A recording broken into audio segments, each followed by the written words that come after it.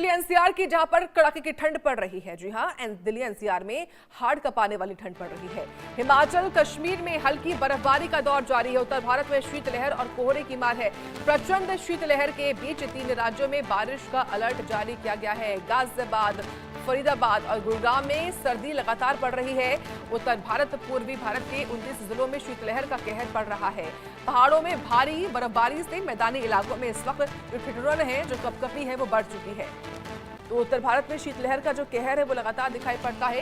ये मुसीबत बनी हुई है लोगों के लिए, क्योंकि लोगों के लिए घर में रहना भी मुश्किल है, घर से बाहर निकलना भी मुश्किल है। घर में भी ठंड, बाहर भी ठंड, मुश्किलें तमाम हैं।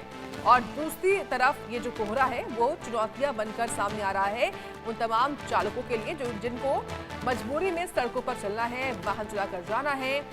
इससे दिक्कतें तमाम उनके सामने हो रही थी। धुंध के चलते कुछ दिखाई नहीं देता। और फिलहाल देखिए, पूर्वी और उत्तर भारत में 29 जिले हैं इस वक्त जहां पर काफी ज्यादा ठंड है।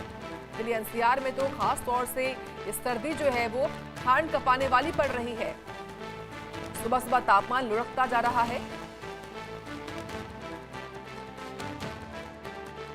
देश की राजधानी दिल्ली में लगातार तापमान में गिरावट जो है वो दर्ज की जा रही है। ऐसे में कोल्ड वेव कंडीशन जो है वो भी देखने को मिल रही है। इस वक्त मेरी मौजूदगी कौटिल्य मार्ग पर है और तस्वीरें आपको यहाँ से दिखाएंगे, क्योंकि कोहरा जो है वो देखने को मिल रहा है, जिसकी वजह से विजिबिलिटी जो है वो इम्पैक्ट हुई है। आपको बता दें कि सबसे ठंडे दिन सीजन के वो रिकॉर्ड हो रहे हैं, जहाँ पे मिनिमम टेम्परेचर जो है वो 4 के नीचे चला गया है, तो मैक्सिमम टेम्परेचर में भी गिरावट जो है वो दर्ज की जा रही है। ऐसे में जो ट्रैवल है वो इम्पैक्ट हुआ है।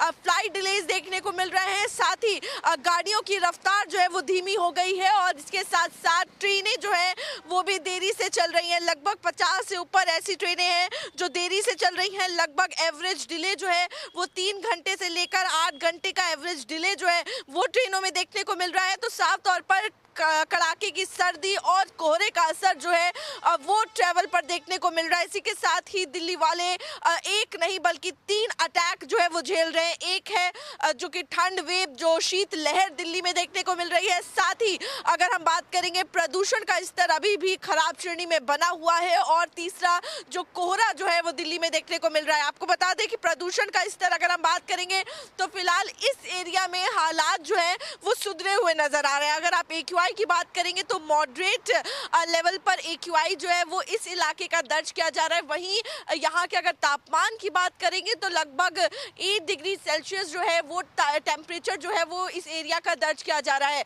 तो साफ तौर पर कहीं ना कहीं जो हवा में सुधार है वो ज़रूर देखने को मिल रहा है, लेकिन अभी भी कई इलाके हैं जहां पर AQI वेरी पुअर कैटेगरी में है, बेहद खराब श्रेणी में है। और अगर यहां की बात करेंगे तो फिलहाल यहां पर AQI जो है वो मॉडरेट कैटेगरी में दर्ज हो रहा है। लेकिन आने वाले दिनों में भी कहीं भी राहत की उम्मीद नज़र नहीं आ रही है और आने वाले दिन में भी कड़ाके की सर्दी के साथ दिल्ली वालों को गुजारा करना होगा। मैं आरजू सेठ, कैमरा पर्सन अंकुश के साथ, इंडिया न्यूज़ दिल्ली में हमारी मौजूदगी है हापुड़ के रेलवे स्टेशन के पास। अगर बात करें तो इस समय अधिक ठंड पड़ रही है और ठंड के साथ साथ इस समय हवा भी चल रही है और कोहरा भी पड़ रहा है। और हापुड़ के अगर न्यूनतम तापमान की अगर बात की जाए तो लगभग 6 डिग्री के आसपास हापुड़ का टेम्परेचर इस समय चल रहा है और शीतलहर चल रही है। अगर बात करें तो ऐसे में सूखी ठंड पड़ रही है। सूखी ठंड के जब पहाड़ों पर बर्फ पड़ती है तो मैदानी क्षेत्रों में ठंड अधिक बढ़ जाती है और पहाड़ों की तरफ से आ रही हवा को पछुआ हवा भी कहा जाता है। पछुआ हवा में सबसे बड़ी समस्या होती है उन बुजुर्गों के साथ जिनके पुरानी चोटें होती हैं और उन्हें ऐसे में अपने आप को काफी महफूज रखना होता है। आप देख सकते हो कि मैं अपने कैमरामैन से कहूंगा एक बार दिखाने की कोशिश करें।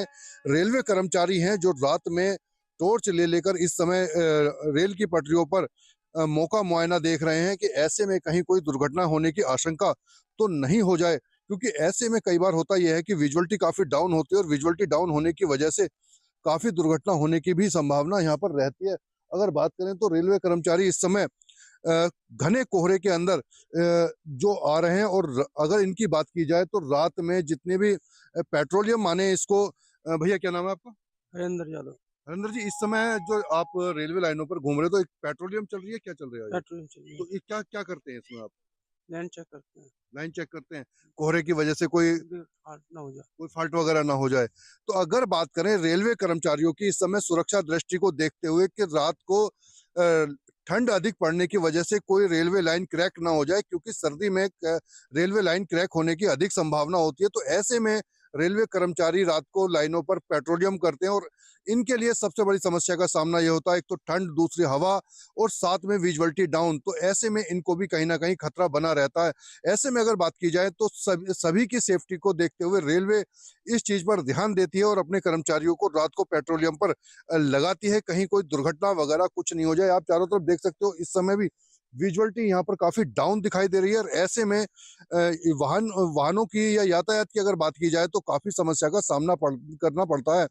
आप देख सकते हो, अगर इस समय ठंड की बात की जाए तो ठंड इस समय अपनी चरम सीमा पर पड़ रही है और ऐसे में यातायात को सबसे ज्यादा परेशानी आती है और ऐसे में सबसे ज्यादा जो आवारा पशु होते हैं उनको सबसे ज्यादा समस्या का सामना करना पड़ता है, क्योंकि उन्हें कहीं भी रहने के लिए कोई जगह स्थान नहीं होता है। तो ऐसे में वो या तो बागों में या किसी पेड़ के नीचे अपनी रात या अपने आप को ठंड से बचाने के लिए बैठते हैं और झुंड के साथ वो बैठते हैं।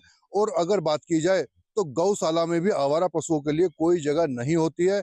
ऐसे में सबसे बड़ी समस्या आवारा पशुओं को आती है या फिर उन लोगों को आती है जो नाइट ड्यूटी कर रहे हैं, जैसे कि अभी रेलवे कर्मचारी पेट्रोलियम से आ रहे थे, क्योंकि इन्हें खुले में रात को घूमना होता है और ऐसे ठंड में अपने आप को इस समय महफूज रखना बहुत बड़ी बात होती है।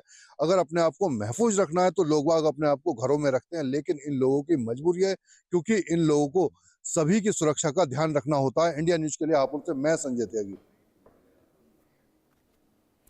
और वहीं सोमनाथ में शौर्य